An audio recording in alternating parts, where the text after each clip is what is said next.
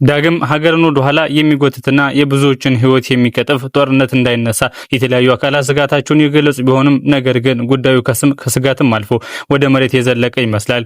ምክንያቱም ሰሞኑን በኢትዮጵያ ፌዴራል መንግስት ወታደሮች እና በትግራይ ኃይሎች መካከል ተፈጠረ በተባለው ግጭት ከመቀለ እስከ አለማጣ በነዋሪዎች ዘንድ ስጋትንም ፈጥሯል። በኢትዮጵያ አየር መንገድ በውጥረቱ ምክንያት ወደ ትግራይ የሚሄዱ በረራዎች መሰረዙን አሶሺየትድ ፕሬስም መዘገቡ ይታወቃል። እስካሁን ከፌዴራል መንግስት ሆን ከትግራይ ጊዜያዊ አስተዳደር ወይም ደግሞ ህወሓት በኩል በይፋ የተሰጠ መግለጫ ባይኖርም በሰሜኑ ኢትዮጵያ ትግራይና በአማራ ክልል አዋሳኝ አካባቢዎች ዳግም የጦርነት ስጋት መኖሩንና አልፎም የፌዴራል መከላከያ ኃይሎች የነበሩባቸውን ቦታዎች ለቀው በመውጣታቸው የትግራይ ኃይሎች ዳግም ኃይላቸውን አጠናክረው የተለቀቁትንና መሰል ቦታዎችን እየተቆጣጠሩ በመሆኑ የ2013 አስከፊ አውዳሚ ጦርነት ዳግም ይከሰታል በሚል በአማራና ትግራይ ድንበር አቅራቢያ የሚገኙ ነዋሪዎች አካባቢያቸውን ለቀው ወደ አጎራባት ሀገሮችም ተጉዘዋል። መዳረሻ ከሆኑ ቦታዎች መካከል አንዱ ራያ ቆቦ ይገኝበታል። የኢትዮጵያ ሰብአዊ መብቶች ኮሚሽን በትግራይ አማራና አፋር ክልሎች አንዳንድ አዋሳኝ ያላቸው አካባቢዎች ግጭትና ወታደራዊ እንቅስቃሴዎች መኖራቸውንም ትላንት ማምሻውን ባወጣው መግለጫ አሳውቋል።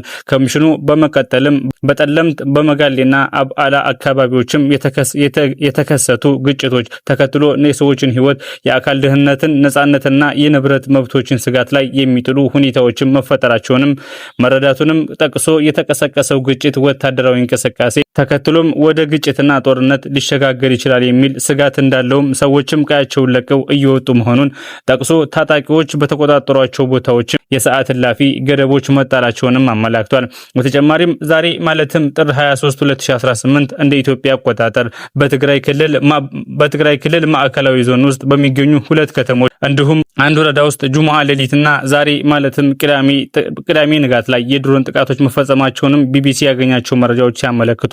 በዚህ ጥቃትም እንትጮ በተባለችው ከተማ በተፈጸመ የድሮን ጥቃት የአንድ ሰው ህይወት ሲያልፍ ሌላኛው አካል ደግሞ መቁሰሉንም የከተማ ፖሊስ ለቢቢሲ መዘገቡ ይታወቃል። በሌላ በኩል ስማቸው እንዳይጠቀስ የጠየቁ ቢቢሲ ያነጋገራቸው ግለሰብ ቆቦነን አልጋም የለም፣ በጣም ውድ የሚባሉ አልጋዎች ብቻ ናቸው ያሉት ነዋሪው ቤተሰብ ያለው ከቤተሰቡ ጋራ ቤተሰብ የሌለው ደግሞ አንድ አልጋ ለሁለትም ለሶስትም እያያዘ ይገኛልም ብለዋል።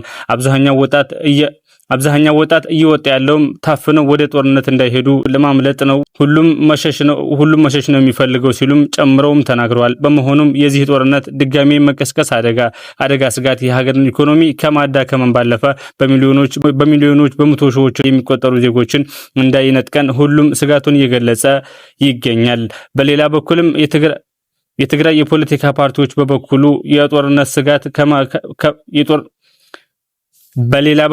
የትግራይ ፖለቲካ ፓርቲዎች በበኩሉ ጦርነት ስጋት በማየሉ ዓለም አቀፍ አደራዳሪዎች በአስቸኳይ ጣልቃ እንዲገቡ አሳስበዋል። በትግራይ ክልል የሚንቀሳቀሱ ተቃዋሚ ፓርቲዎች ጥረታቸውንም በተናጠል በጻፉት ደብዳቤ በክልሉ ዳግም ጦርነት ሊቀሰቀስ ይችላል የሚል ከፍተኛ ስጋት እንዳለባቸው ዓለም አቀፍ አሸማጋዮች የፕሪቶሪያው ሰላም ስምምነት ዋስትና ሰጪዎች በአስቸኳይ ጣልቃ እንዲገቡ ጥሪያቸውንም አሰምተዋል። በመሆኑም ሳልሳይ ወያነ ትግራይና የትግራይ ነጻነት ፓርቲ ለተባበሩት መንግስታት ድርጅት፣ ለአሜሪካ፣ ለአፍሪካ ህብረትና ለአውሮፓ ህብረትና ለፕሪቶሪያው ሰላም ስምምነት አደራዳሪዎች ለሌሎችም ዋስትና ሰጪዎች እየጨመረ በመጣው ፖለቲካና ወታደራዊ ውጥረት ደካማ የሆነውን የሰላም ሂደት ሊያናጋው እንደሚችል በጻፉት ደብዳቤ ስጋታቸውንም ገልጸዋል። ሳልሳይ ወያነ ትግራይ ፓርቲ ዓለም አቀፍ ማህበረሰብ ዝምታውን መርጦ እርምጃ የማይወስድም ከሆነ ጦርነቱ በትግራይ ብቻ ሳይሆን በመላው አፍሪካ ቀንድ ላይ ሊቀለበስ የማይችል ጥፋትን እንደሚያስከትልም አስጠንቅቋል።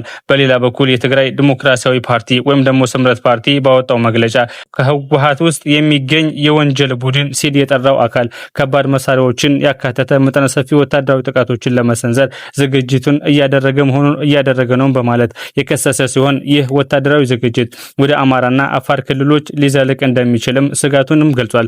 ስለዚህም የተከበርከው የኢትዮጵያ ማህበረሰብም ሆይ ካለፉት ጥፋቶቻችን ውድመታችን ለመማር ምንም ያክል መሄድ አይጠበቅብንም።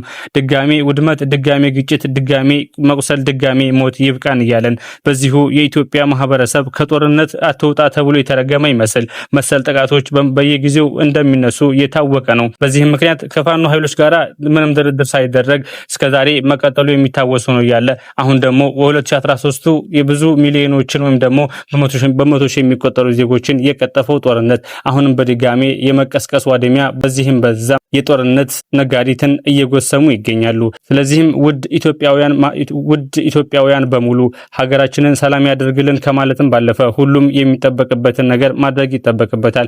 ምክንያቱም ይህ ጦርነት ከተቀሰቀሰ ብዙ ሺዎችን ይቀጥፍብናል። ሀገራችንንም እያደገች ወይም ደግሞ እያሳየች ያለውንም ለውጥ ወደ ኋላም እንደሚጎትት ምንም ጥርጥር የለውም።